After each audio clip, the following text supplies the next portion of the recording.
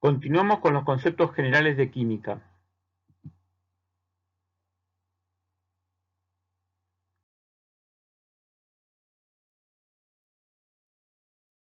En esta ocasión vamos a empezar hablando de soluciones.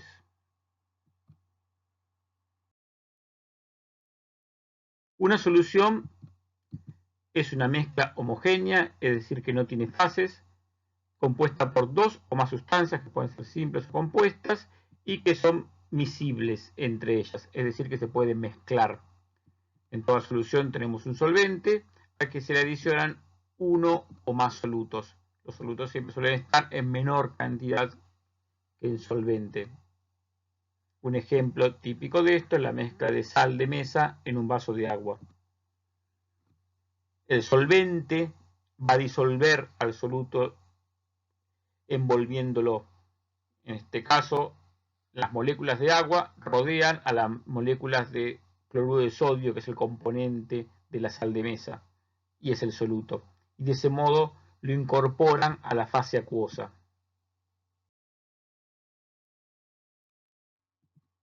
Cada solvente tiene una cantidad máxima de cada soluto que puede disolver. Eso es lo que determina la saturación de la solución, que depende obviamente de la cantidad de soluto, pero también de la temperatura de la solución. Una solución insaturada es aquella que tiene una cantidad de soluto que es inferior al máximo que puede disolver el solvente. Si aumentamos la cantidad de soluto, la saturación va aumentando hasta llegar a un punto en que la cantidad de soluto es igual al máximo de soluto que puede disolver el solvente, y tenemos en ese caso una solución saturada.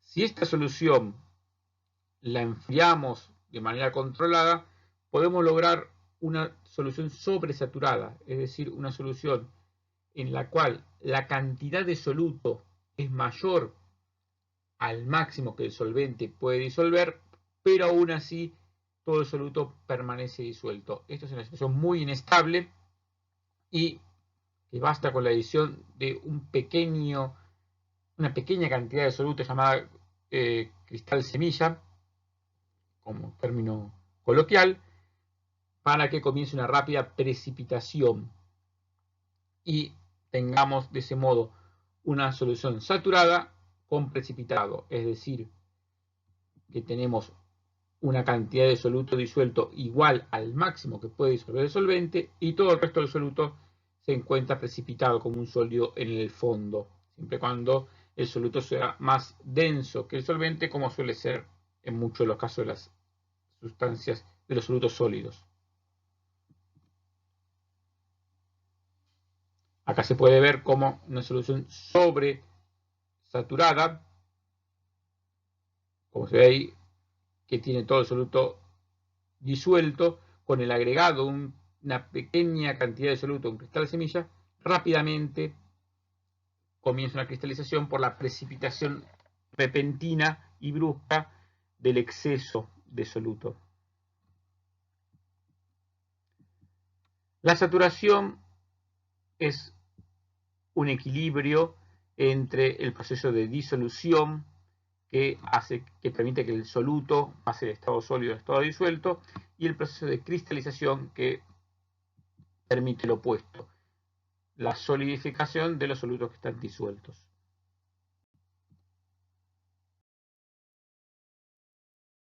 Podemos tener soluciones elaboradas con el mismo solvente y con el mismo soluto y que sin embargo sean muy diferentes entre sí, como las que ven en pantalla. La diferencia se debe a la cantidad de soluto que posee cada una de ellas, o sea que difieren en términos de concentración. La concentración de una solución se puede expresar de diferentes maneras y con diferentes unidades. Una de las formas más populares de hacerlo es usando la masa de soluto sobre el volumen de solución. Típicamente la masa en gramos, el volumen en litro, gramos por litro. Por ejemplo, si tenemos 117 gramos de sal de mesa en 2 litros de agua, tenemos una concentración en gramos por litro de 58,5.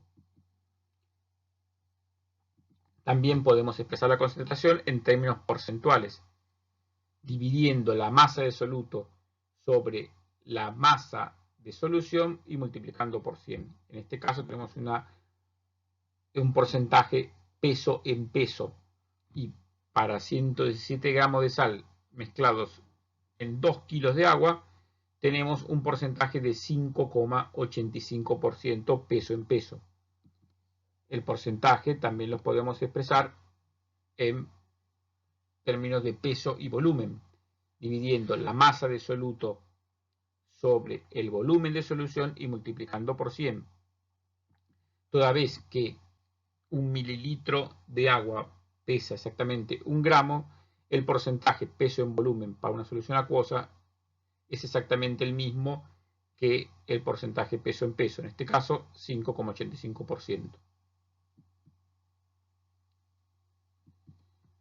Otra forma de expresar la concentración muy popular es la molaridad, en la cual dividimos los moles de soluto que tenemos en la solución por el volumen de la solución en litros. Para esto debemos conocer la masa molar del soluto o de los solutos que tengamos en la solución. En el ejemplo que estamos siguiendo de la sal de mesa, el cloruro de sodio, el sodio pesa 23, el cloruro pesa 35,5, por lo cual un mol de cloruro de sodio pesa 58,5, tiene una masa de 58,5 gramos. Esto quiere decir que si mezclamos en 2 litros de agua 117 gramos de sal de cloruro de sodio, tenemos una solución 1 molar. Si en vez de usar el volumen de solvente de solución, usamos la masa de la solución, si dividimos los moles de soluto por kilo de solución o kilo de solvente, tenemos la molalidad con L en ambos casos y que se representa con M minúscula. Dado que 1 litro de agua pesa exactamente 1 kilo, la molaridad de este ejemplo es exactamente la misma que la molaridad. Esta solución de 117 gramos en 2 kilos de agua es 1 molal. Otra forma de expresar las concentraciones es a través de la fracción molar, en la cual utilizamos el cociente de la cantidad de moles de soluto sobre la cantidad total de moles en la solución. Por ejemplo, en nuestro ejemplo de 117 gramos de cloruro de sodio en 2 litros de agua, tenemos 2 moles de sal en 111 moles de agua, lo cual nos da una fracción molar de 0,018. Finalmente, tenemos formas de expresar concentraciones para soluciones muy diluidas. Una de ellas es la de ppm o partes por millón, en la cual dividimos los miligramos de soluto por litro o kilo de solución. Por ejemplo, si tenemos una solución mucho más diluida de la que veníamos usando como ejemplo, 0,006 gramos de cloruro de sodio en 2 litros de agua, tenemos una concentración de 3 ppm, porque tenemos 6 miligramos de cloruro de sodio. Cada miligramo, o mejor dicho, cada gramo son 1000 miligramos.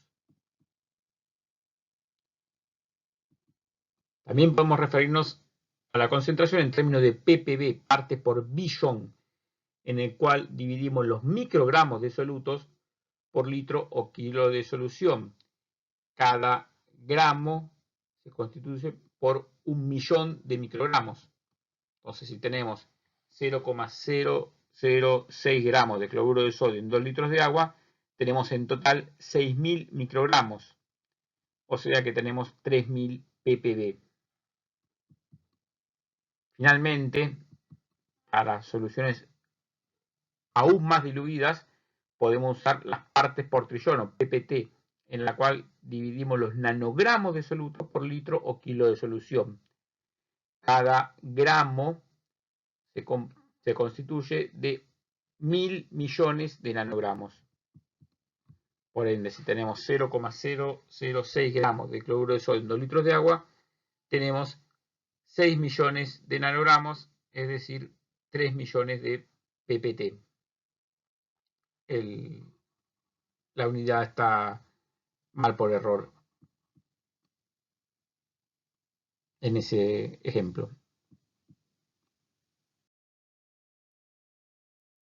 La solubilidad es la cantidad máxima de un soluto determinado que puede disolverse en un solvente en condiciones normales de presión y temperatura, es decir, CNPT. Generalmente se toma como condición normal de presión 1 atmósfera y de temperatura 20-25 grados centígrados. La solubilidad depende mucho de la polaridad del solvente y del soluto. Un soluto polar como la sal se disuelve bien en un solvente polar como el agua, mientras que un soluto no polar como el aceite se disuelve bien en un solvente no polar como la nafta. ¿De qué depende la solubilidad? Depende principalmente de la temperatura. Todas las moléculas, salvo que estemos a 0 grados absolutos, 0 grados Kelvin, tienen movimiento de vibración o de desplazamiento que se debe a lo que se conoce como movimiento browniano, un movimiento espontáneo, natural de todas las partículas y que es proporcional a la temperatura. Si tenemos una mezcla de soluto en rojo con solvente en gris y si lo colocamos en el sector superior, como se ve en esta animación que está en pantalla, a medida que por el movimiento browniano tanto las moléculas de solvente como la de soluto se empiezan a desplazar, el soluto se va desplazando espontáneamente, de manera aleatoria, a través del solvente y se va a dispersar. De ese modo avanza la disolución del soluto en el solvente. Y cuanto mayor la temperatura, mayor es este movimiento browniano y más capacidad de disolver un soluto tiene el solvente. Para el caso de las sales, la solubilidad aumenta marcadamente con la temperatura, salvo algunas pocas excepciones, como se puede apreciar en esta gráfica, en la cual podemos observar diferentes tipos de sales y su solubilidad respecto a la temperatura. Por el contrario, para los gases como el nitrógeno, el oxígeno o el monóxido de carbono, que se ilustra en este ejemplo, la solubilidad decrece a medida que aumenta la temperatura. Otro factor muy importante a considerar cuando hablamos de solubilidad son las fuerzas intermoleculares. Estas fuerzas se dan tanto entre el solvente, entre el soluto y entre el solvente y el soluto. Tenemos como solvente el agua, como soluto la sal, y tenemos fuerzas intermoleculares entre las moléculas o átomos de soluto, como indica la flecha amarilla, las fuerzas soluto-soluto. También podemos tener, como indica la flecha roja, fuerzas intermoleculares entre las moléculas de solvente. En este caso, el agua son las fuerzas solvente-solvente. Pero también podemos tener fuerzas intramoleculares, como indica la flecha verde, entre el soluto, el agua, el cloruro en este caso, y el solvente, el agua. Y son las fuerzas soluto-solvente. Cuando estas fuerzas soluto-solvente son iguales o mayores que las fuerzas intermoleculares entre moléculas de soluto y las fuerzas intermoleculares entre moléculas de solvente, tenemos disolución efectiva del soluto en el solvente. Estas fuerzas intermoleculares son de variada naturaleza. Tenemos las fuerzas ion-dipolo, en las cuales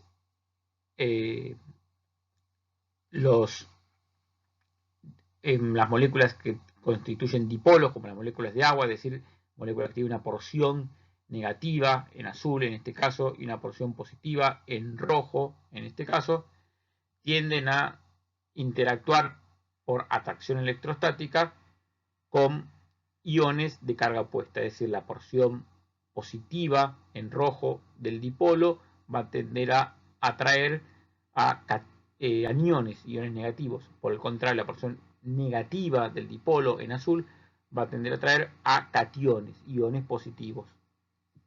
Similarmente, puede haber fuerzas dipolo-dipolo entre dos dipolos, en la cual la porción obviamente positiva de un dipolo en rojo va a atraer a la porción negativa de otro dipolo, en este caso en azul. Esto es lo que se da entre las moléculas de agua. En el seno de un líquido acuoso, las moléculas de agua se interaccionan entre sí a través de fuerza dipolo, porque cada molécula de agua es un pequeño dipolo. E incluso tenemos fuerzas intermoleculares de dispersión que se dan principalmente en sustancias, en moléculas poco polares, en las cuales se forman dipolos espontáneos y de poca duración a medida que la sustancia está en solución, y se forman de ese modo interacciones transitorias electrostáticas por atracción entre positivo y negativo, pero que suelen ser un poco más débiles que las anteriores.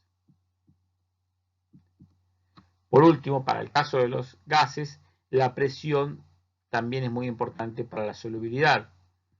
Si tenemos un líquido por encima del cual hay una fase gaseosa, el solvente va a establecer un equilibrio, va a establecer una presión de vapor entre el líquido y la fase gaseosa.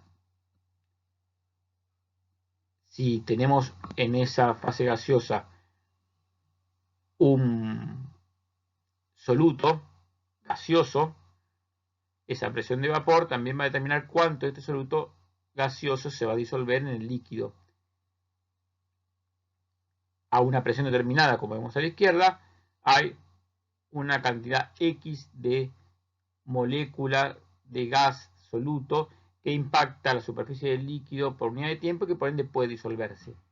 Ahora bien, si aumentamos la presión, reduciendo el volumen de esa fase gaseosa, bajando la tapa, en este caso, de este sistema gaseoso y líquido, al aumentar la presión de esa fase gaseosa y de ese soluto gaseoso, la cantidad de impactos de soluto gaseoso sobre la superficie del líquido es mayor y aumenta la disolución del mismo en el seno del líquido.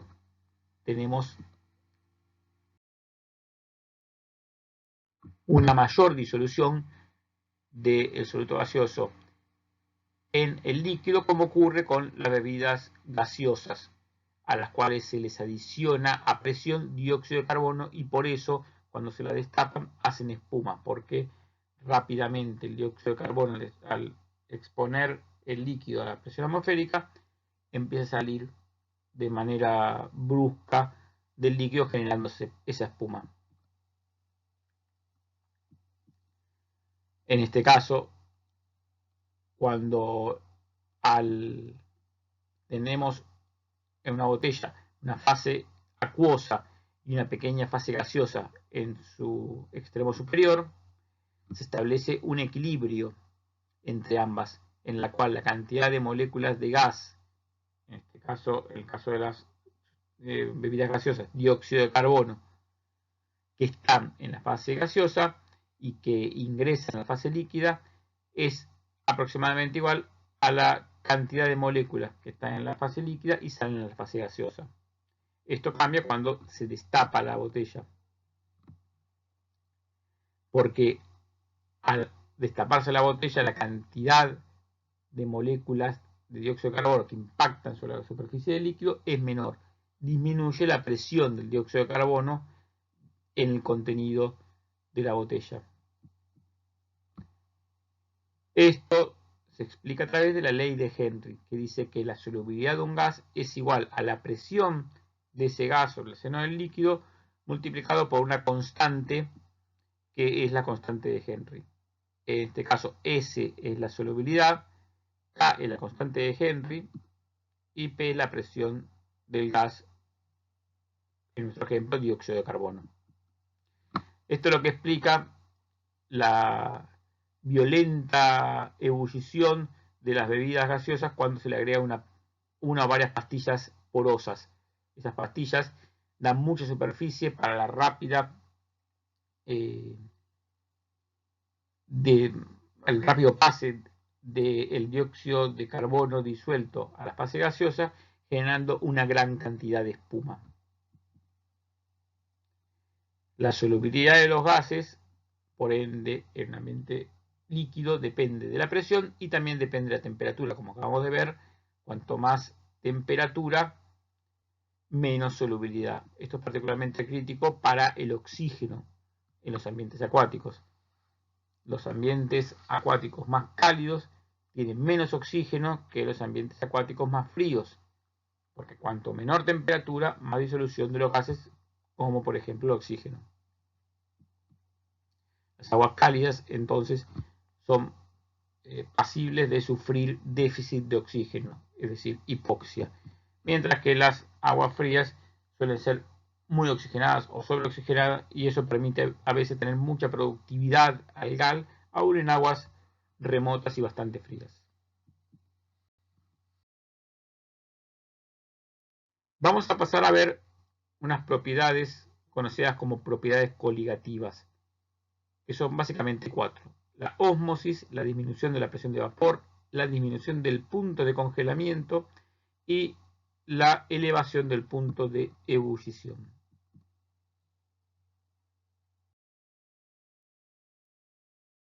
La ósmosis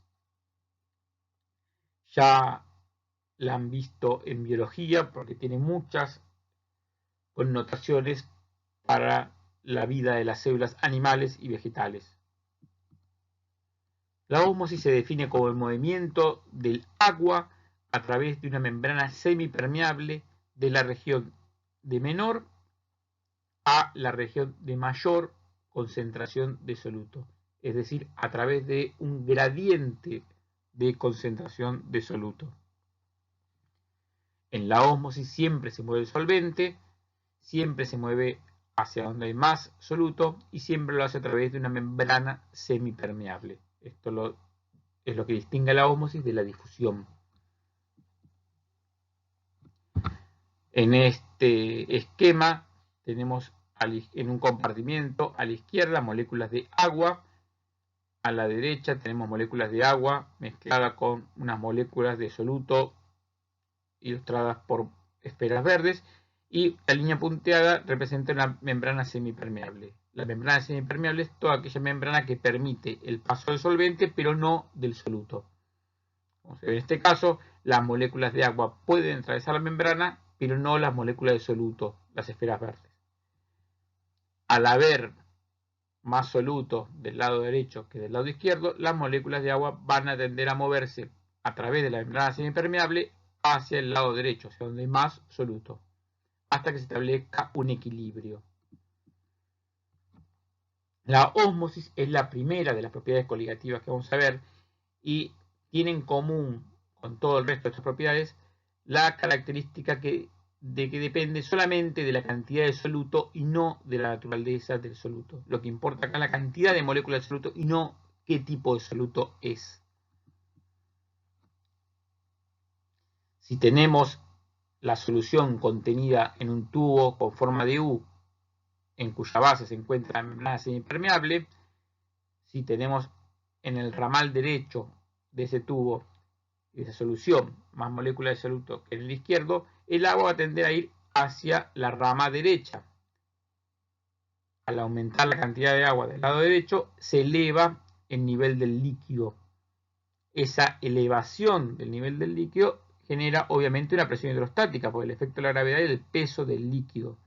Esa presión que contrarresta el movimiento del agua de izquierda a derecha es lo que se conoce como presión osmótica. Y la presión osmótica es lo que determina la osmolaridad. La presión osmótica es igual al producto de la cantidad de moles de partícula que tenemos, que es equivalente a la concentración molar, en este caso identificada como M mayúscula, multiplicada por la cantidad de partículas en las cuales se disocia esa sustancia en solución, en esta ecuación identificada como N minúscula, multiplicada por la constante universal de los gases, una constante muy usada en físico-química, por la temperatura expresada en grados Kelvin. Por ejemplo, si tenemos un mol de azúcar en un litro de agua, tenemos una solución que es 1 molar, obviamente, y que asimismo es 1 osmolar, es decir, tiene un osmol, tiene un mol de partículas por cada litro de solución, porque el azúcar no se disocia al ser disuelto.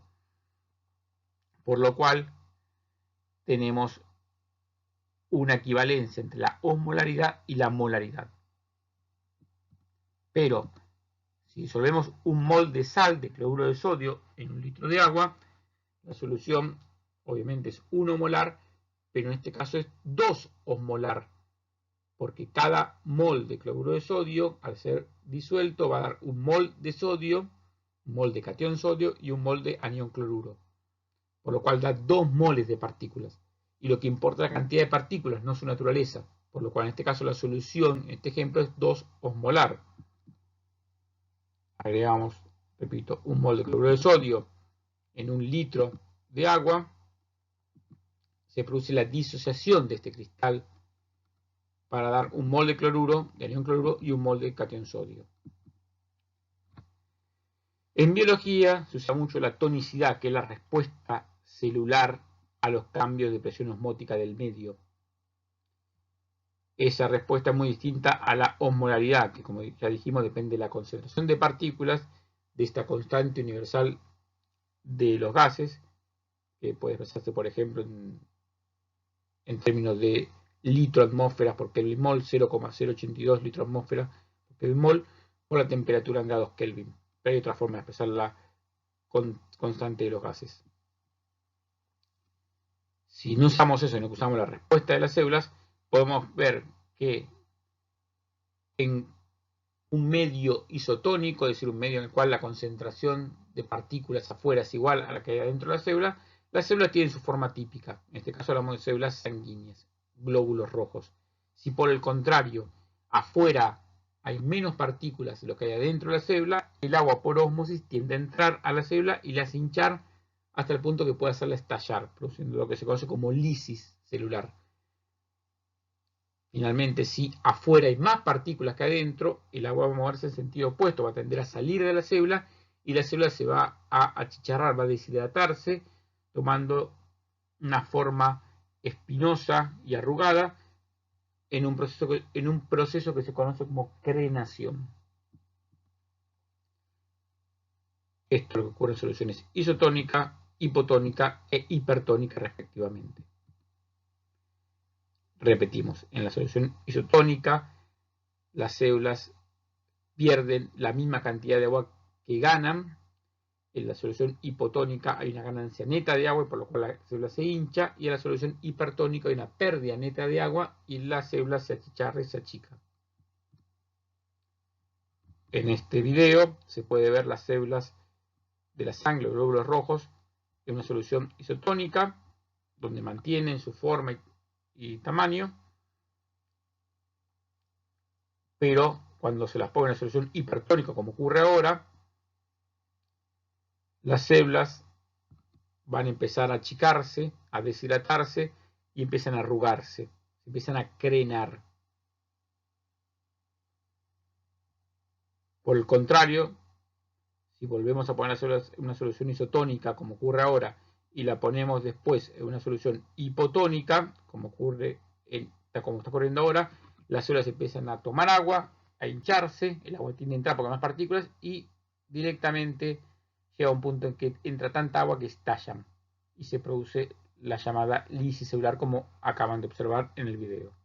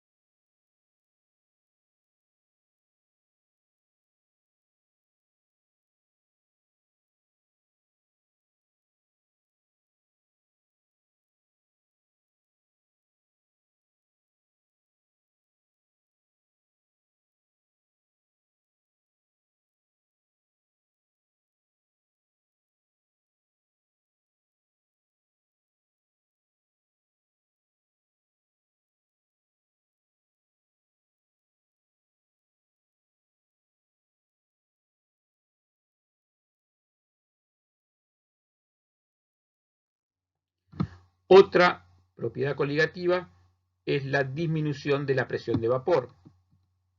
Si tenemos en un contenedor cerrado moléculas de solvente, hay una fase acuosa y encima hay una fase gaseosa, constituida por las moléculas de solvente que emanan del líquido y que pasan a estar en fase gaseosa.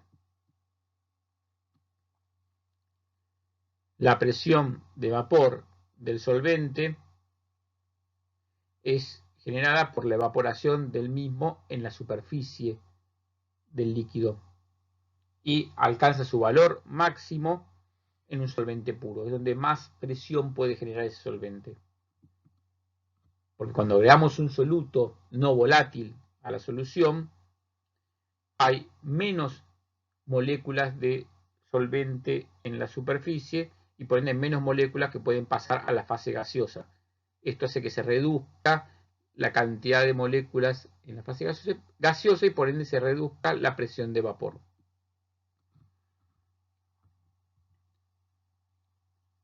Como se puede observar en esta gráfica, a la izquierda, el balón que tiene solvente puro tiene una mayor presión de vapor. En esta columna en forma de U, el gas desplaza el agua, que está ilustrado en este tubo en forma de U con color gris, en relación proporcional a su presión, indicada por la flecha de dos puntas. Cuando agregamos un soluto, como vemos a la derecha, la presión de vapor disminuye y este desplazamiento de agua que hace en el tubo con forma de U, la presión de vapor que hacen las moléculas gaseosas del solvente, es mucho menor. Esto se debe a la llamada ley de Roule, en la cual se establece que la presión del solvente es igual a la fracción molar del solvente por la presión del solvente puro. De ese modo obtenemos la presión del solvente en la solución.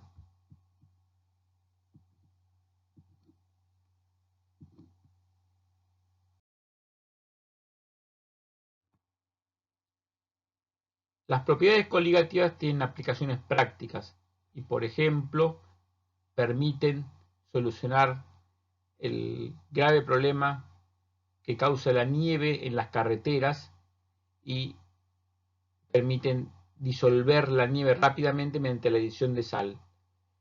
Esto se debe a que otra propiedad coligativa que vamos a ver es la disminución del punto de congelación.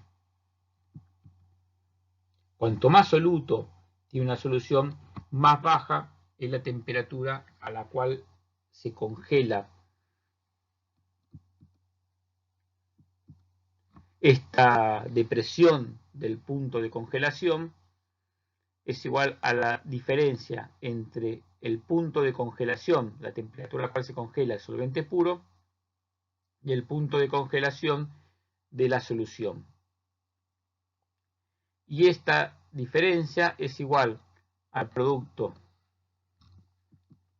de la constante de disminución del punto de congelación por la molaridad, la cantidad de soluto de la solución.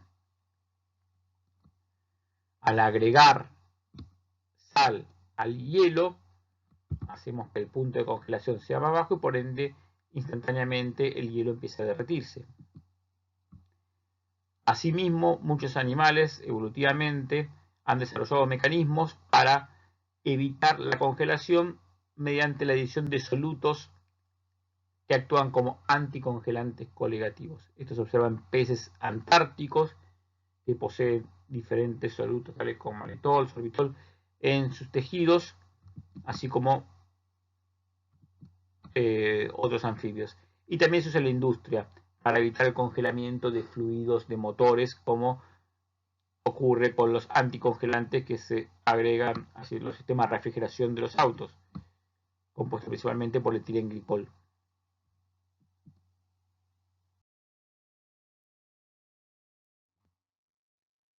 Otra propiedad coligativa, que recuerden son propiedades que dependen de la cantidad de partículas de soluto y no de su naturaleza, es la elevación del punto de ebullición, que está muy relacionado con la propiedad que vimos recién, la disminución del punto de congelamiento. En este caso, cuanto más soluto tenga la solución, más alta es la temperatura a la cual va a hervir. ¿Cuándo hierve un líquido? El líquido hierve cuando su presión de vapor es igual a la presión atmosférica.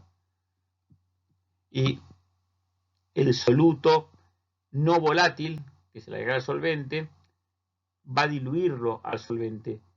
Y al tener la presión de vapor nula del soluto, porque no es volátil, la presión de vapor total del sistema es menor y por ende hay que calentar más a la solución para que logre el hervor. Similarmente, lo que vimos recién, la diferencia de temperatura del punto de ebullición entre el solvente puro y la solución está dada por el producto de una constante, que en este caso se llama constante de elevación del punto de ebullición, por la cantidad de soluto, la molaridad. Si tenemos soluto puro y le agregamos el solvente puro y le agregamos soluto en naranja, la temperatura a la cual va a hervir va a ser mayor. Lo mismo ocurre cuando le agregamos sal al agua para hervir fideos u otra preparación gastronómica. De todos modos, la elevación del punto de ebullición del agua es aproximadamente medio gramo por mol, por lo cual el efecto es bastante pequeño. Como se puede ver en esta gráfica, las propiedades coligativas se relacionan entre sí. Hay mucha relación entre la disminución del punto de congelación y el aumento del punto de ebullición.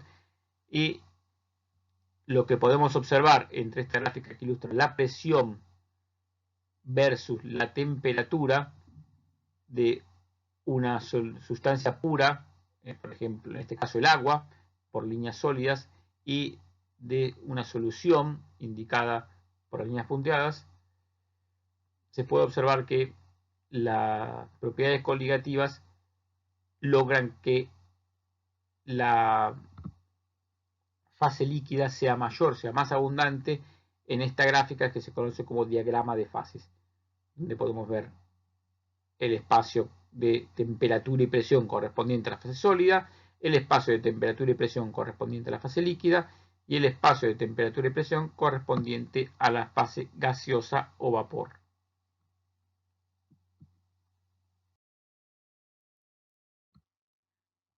Vamos a tratar los coloides.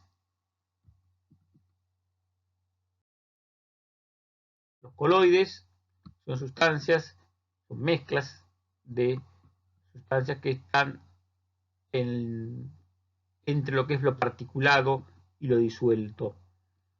En todo coloide hay una fase continua, típicamente líquido, pero puede ser también sólida o gaseosa, y una fase dispersa, que está compuesta por partículas que deben ser microscópicas, de menos de un micrón, insolubles en la fase continua, y dispersas, es decir, que se deben mezclar en todo el volumen de esa fase continua, sin disolverse. Los coloides producen una difracción de la luz llamada efecto Tyndall. Esta difracción suele dar luz de color azul porque la difracción de la luz, es decir, la reflexión de la luz en un ángulo distinto al que incide, es mucho mayor para las frecuencias altas, luz azul, luz violeta, que para las frecuencias bajas, luz roja, luz naranja. Por lo cual, la mayor parte de la luz difractada es de color azul. Y eso es típico de los coloides. En este caso vemos un vaso con agua pura y en el segundo un vaso con una suspensión de harina. Y tiene ese color azulado a pesar de que la harina es blanca por el efecto Tyndall.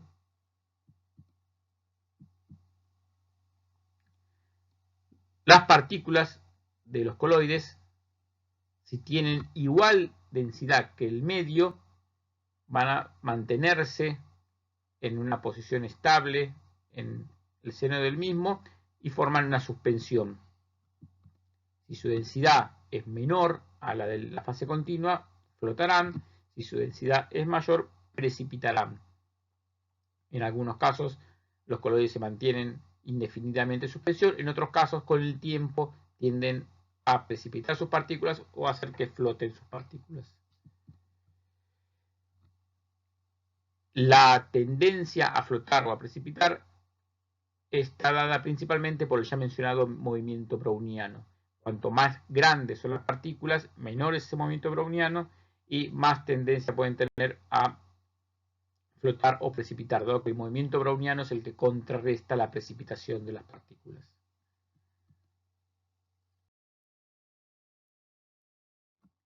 Hay una notable diversidad de coloides que se basa en la combinación de fases continuas, que pueden ser sólidas, líquidas o gaseosas, y de fases dispersas, que también pueden ser gaseosas, líquidas o sólidas.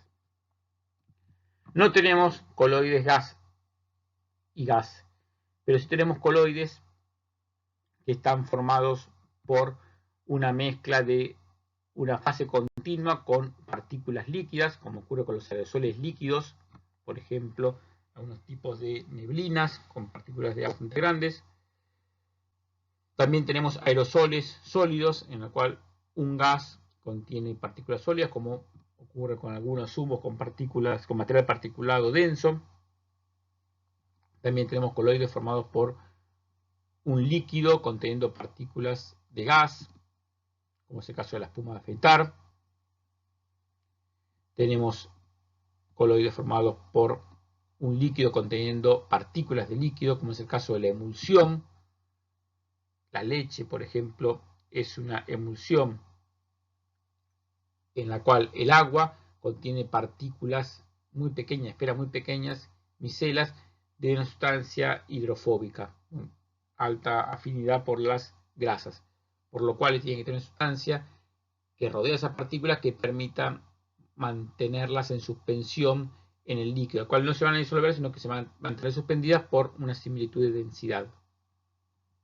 También tenemos suspensiones de líquido con partículas sólidas, por ejemplo la tinta china, en la cual más allá del color aparentemente homogéneo negro, tenemos una suspensión en agua transparente de partículas esféricas muy pequeñas de color de pigmento negro. También tenemos coloides de sólido con gas, como ocurre con varias formas de poliestireno, espuma de poliestireno, telgopor. De sólido con líquido, con partículas líquidas, como ocurre con las gelatinas, el agar. Y de sólido con partículas sólidas, como ocurre con el vidrio rubino o con algunas rocas bastante particulares.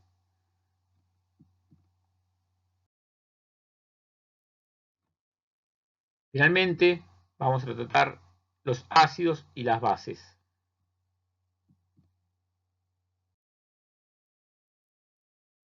Los ácidos y las bases pueden definirse de diferentes maneras. Una de las primeras definiciones es la definición de Arrhenius, que establece que un ácido es toda sustancia que al disolverse genera protones y un anión, por ejemplo, el ácido clorhídrico, que da protón y anión cloruro. Y una base es toda sustancia que al disolverse genera cationes e hidroxilo. El hidroxilo es algo muy importante en química y es la combinación de oxígeno e hidrógeno, el anión con oxígeno e hidrógeno. Por eso tiene carga negativa. Por ejemplo, el hidróxido de potasio se disocia en hidroxilo más catión potasio. Esta definición obviamente no cubre a la acidez o la basicidad de ciertas sustancias. Por ejemplo, la basicidad de las sustancias que no tienen hidroxilo en su estructura. Por lo cual surge la definición de Bronsted-Lowry, que establece que ácido es toda sustancia que al disolverse da protones, H+, mientras que base es toda sustancia que al disolverse capta protones, toma protones. Por ejemplo, el amoníaco NH3, al disolverse en agua, capta un protón y se convierte en un catión amonio, NH4+. Y se forma complementariamente un hidroxilo. En base a esta definición, todo ácido tiene una base conjugada complementaria. El ácido HA, al perder el protón, se convierte en su base conjugada, que es el anión A. Mientras que toda base tiene un ácido conjugado. La base al captar un protón se convierte en el catión BH positivo, que es el ácido conjugado. Hay otra definición que permite tratar la acidez y basicidad que algunas sustancias no se podían explicar con la definición de Bronsted-Lowry, y es la definición de ácido-base de Lewis, que se basa en la cesión o captura de electrones. Según Lewis, ácido es toda sustancia que acepta un par de electrones, mientras que una base es toda sustancia que cede un par de electrones. Por ejemplo, en este caso, tenemos la reacción del flúor con el trifluoruro de boro. El flúor es la base y el trifluoruro de boro es el ácido. Como se ve, en este caso ninguna de las moléculas tiene hidroxilos ni tiene protones. Sin embargo, una funciona como base, el flúor, porque cede un par de electrones al boro del trifluoruro de boro, que funciona como ácido, que capta electrones. Como se puede observar acá, el flúor no pierde completamente los electrones, sino que los está cediendo para formar un enlace covalente coordinado, que es un tipo de enlace covalente en el cual los dos electrones están cedidos por un mismo átomo, a diferencia del enlace covalente común en el cual cada átomo aporta un electrón para el enlace. ¿Cómo se mide la fuerza de un ácido, de una base? ¿Cómo se mide la fuerza de un ácido con lo que está en el estómago de un animal para digerir la comida? Lo hacemos a través de la evaluación de la disociación del ácido o la base. Los ácidos y bases fuertes son aquellos que se disocian completamente, mientras que los débiles lo hacen de manera parcial. Para expresar la fuerza de un ácido o de una base usamos las constantes de disociación, que son derivadas de las constantes de equilibrio. Para un ácido tenemos que el ácido AH, al disolverse en agua, va a generar la base conjugada A- más el catión hidronio H3O. Este catión hidronio es equivalente a los protones generados. La concentración del ácido al inicio es mayor que la concentración del ácido en el equilibrio, siendo A la fracción del ácido que se disocia, la concentración de ácido en el equilibrio es igual a la concentración inicial por 1 menos A, mientras que las concentraciones de la base conjugada y del catión hidronio son igual a la concentración inicial de ácido multiplicada por esta fracción de disociación A. La constante de disociación ácida, K sub A, es igual al cociente entre las concentraciones de la base conjugada y el catión hidronio sobre la concentración del ácido. Siempre en el equilibrio. Siempre medidas en el equilibrio.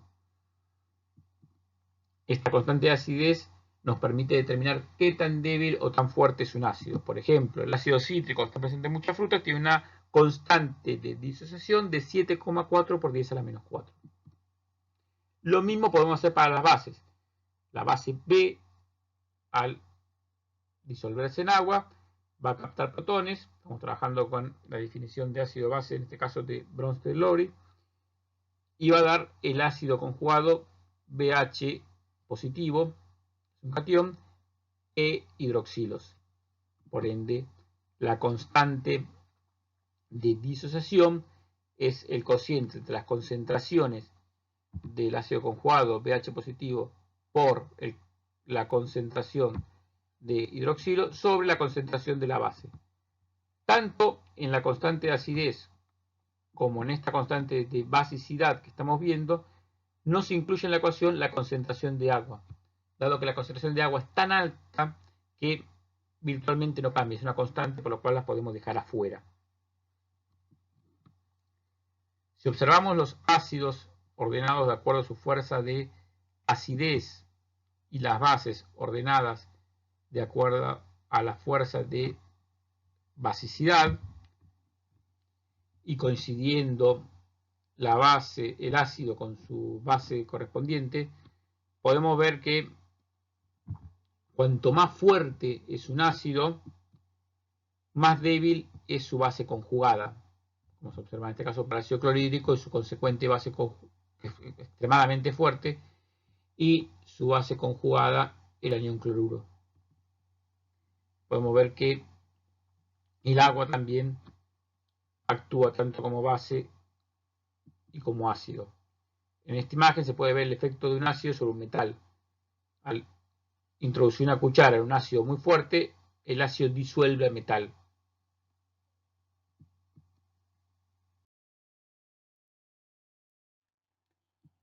Como acabamos de decir, el agua es anfiprótica, es decir, actúa tanto como ácido como base, pero tiene poca tendencia a disociarse.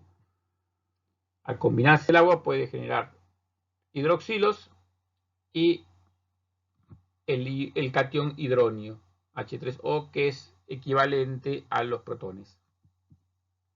La constante de equilibrio de esto es la que ven en pantalla, pero como el agua se puede considerar constante, podemos reducirla al producto de las concentraciones de hidroxilos y catión hidronio, que es lo que se conoce como producto iónico del agua, que tiene un valor de 10 a la menos 14 en condiciones normales de presión y temperatura.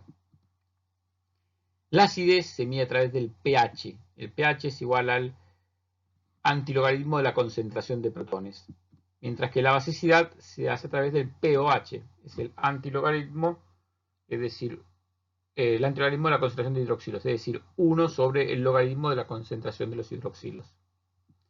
pH más pOH siempre debe sumar 14. Por ejemplo, si tenemos un líquido con un pH de 9,8, la concentración de protones es de 10 a la menos 9,8, por la misma definición de pH. ¿Cuál es la concentración de hidroxilo entonces? Toda vez que el producto iónico del agua que ya mencionamos es igual al producto de la concentración de hidroxilo por la concentración de protones, porque dijimos que el ion hidronio era equivalente a eso, si dividimos ese producto iónico del agua por la concentración que acabamos de calcular de protones, tenemos la concentración de hidroxilos, porque los protones se cancelan entre sí. Entonces 10 a la menos 14 dividido 10 a la menos 9,8 nos da la concentración de hidroxilos. El pOH, por ende, el logaritmo negativo de esta concentración.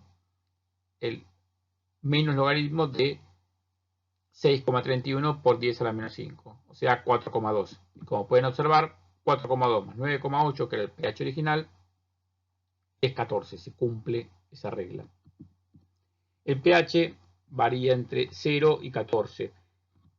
El pH neutro, en el cual la concentración de hidroxilo es igual a la de protones, está en un valor de 7. Por encima del pH básico, más hidroxilos, por debajo el pH ácido, más protones.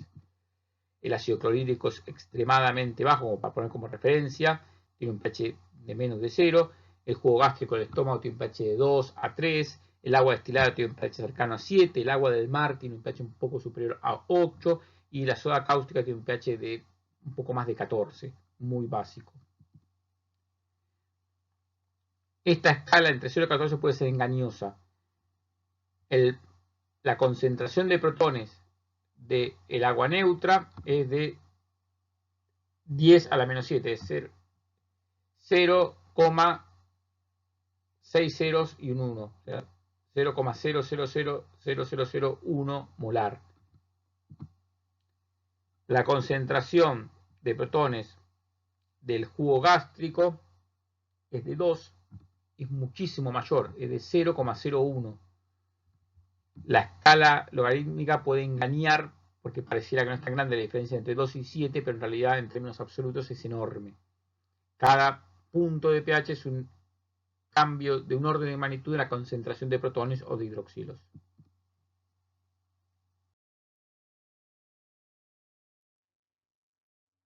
Recién dijimos que el pH del mar era de aproximadamente 8, 8,4. ¿Cómo se mantiene ese pH? ¿Por qué no está cambiando todo el tiempo? Hay sustancias y mezclas de sustancias que regulan el pH, se llaman buffers.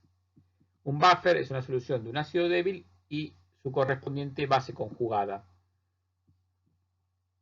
Por ejemplo, en este caso el ácido es AH y la base conjugada es el anión A.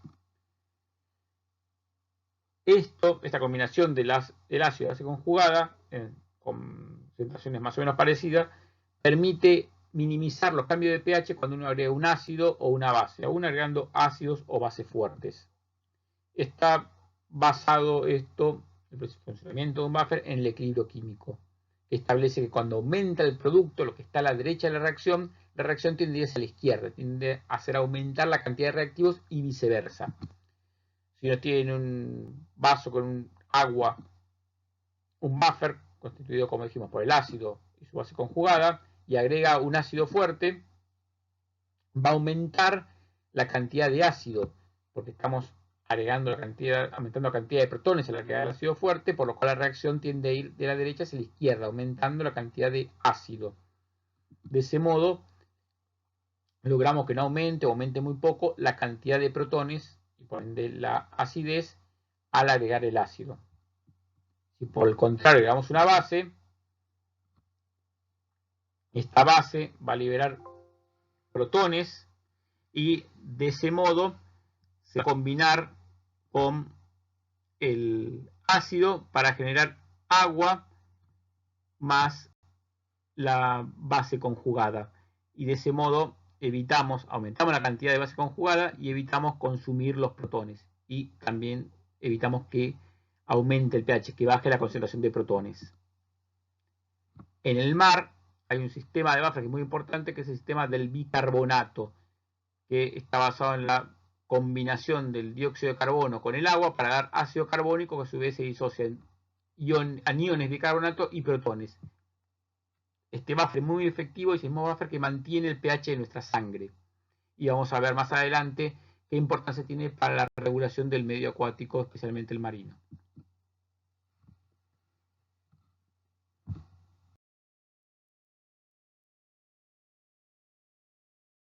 Resumiendo, vimos lo que es una solución, cómo se define, qué es la saturación y la solubilidad del soluto.